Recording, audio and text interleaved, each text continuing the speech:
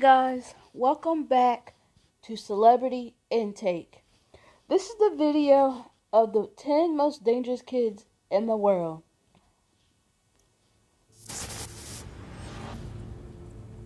When you think of the world's most dangerous people, your mind probably tends to think of adults. But what if we were to tell you that children can be just as callous and evil? Stay tuned until the end to hear about the twisted lovers who ate ice cream right after committing their terrible crime.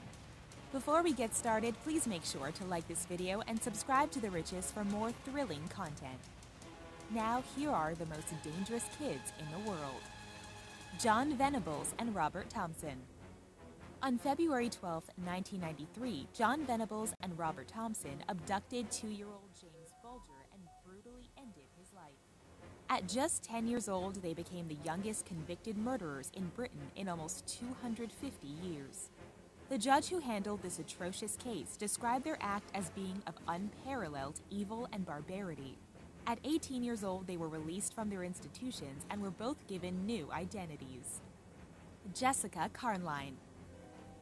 Jessica Carnline was just 17 years old when she first appeared in court for aggravated vehicular homicide. Yet, that didn't stop her from being charged as an adult. Back in 2014, her car was rolling at an estimated 76 miles per hour when it crashed into a concrete sign. She was high on dust-off at the time and had reportedly passed out right before the accident. Though she didn't mean to hurt them, her two friends passed away as a result of her carelessness. Alyssa Bustamante. When 15-year-old Alyssa Bustamante took the life of her 9-year-old neighbor back in 2009, she wrote in her diary that the experience was amazing. Alyssa had told her victim Elizabeth that she had a surprise for her in the woods, and that's exactly where Elizabeth's body was found just a few days later in a shallow grave. Alyssa had suffered from depression for years, and her attorneys argued that her antidepressants contributed to this violent incident. Morgan Geyser and Anissa Weier. Would you think we were joking if we told you that two 12-year-old girls blamed a fictional character for their attack on their best friend? When Morgan Geyser and Anissa Weier were caught red-handed, they said that Slender Man had forced them to sacrifice their friend Bella. After leaving Bella severely injured, the girls had attempted to go on a quest to find their beloved Slender Man. After this terrible ordeal, they were both sentenced to spend decades in a mental hospital. Eric Smith. Eric Smith was just 13 years old when he took the life of 4-year-old Derek Roby. The saddest part of this whole story is that the day Derek passed away was the first time that his mom had ever let him go anywhere by himself. When asked why he committed the crime, Eric blamed it on a mad switch. He told his psychiatrist that he was very, very angry and that he had to let that anger out. Scott Kalogi. 20 minutes before New Year's Eve 2018, Scott opened fire on his family with a rifle that was legally owned by one of his family members. Scott is reportedly autistic, and he was pulled out of school in the 5th grade after kids started making fun of him.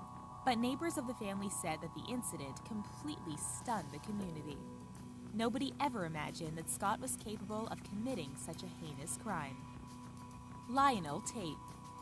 When Lionel Tate was 12 years old, he took the life of 6-year-old Tiffany Eunick. While Lionel's team maintained that he had accidentally hurt her while trying out some wrestling moves, Tiffany's 35 injuries proved otherwise. A child abuse expert testified that the injuries that she sustained were equal in force to a fall from a 3-story building.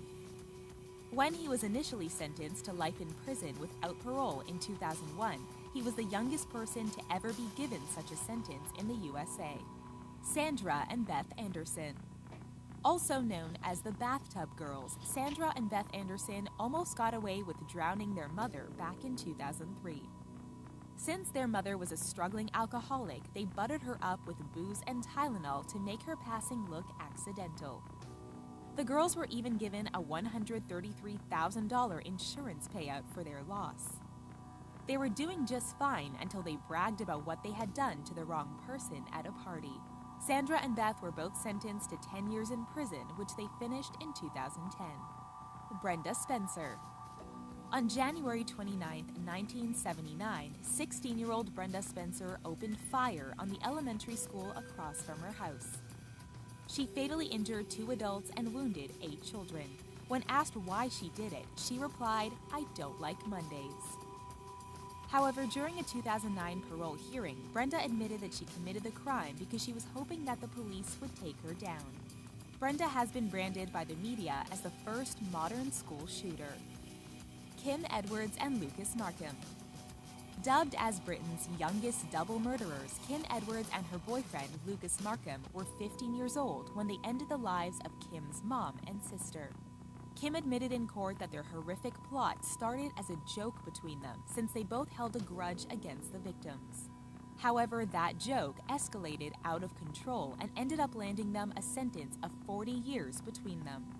This dangerous duo reportedly ate ice cream and tea cakes right after committing their crime, which makes them sound like complete sociopaths to us. That's all for the most dangerous kids in the world. Stay safe, be kind to one another, and we'll see you next time. And as you guys seen there, how I feel about this 10 most dangerous kids in the world, I would never want to be around the kids, or as you would say now, they're pretty much adults now in this lifetime. I would never want to be around them. I would never want to be around them as if they was kids, because they looked like they were dangerous. As if you looked in their eyes, they looked like they were dangerous. So, for this matter, thank you guys again for watching my video. Like, comment, and subscribe. And let me know down in the comments if you like any of my videos or want anything else to be created. Thank you. Peace.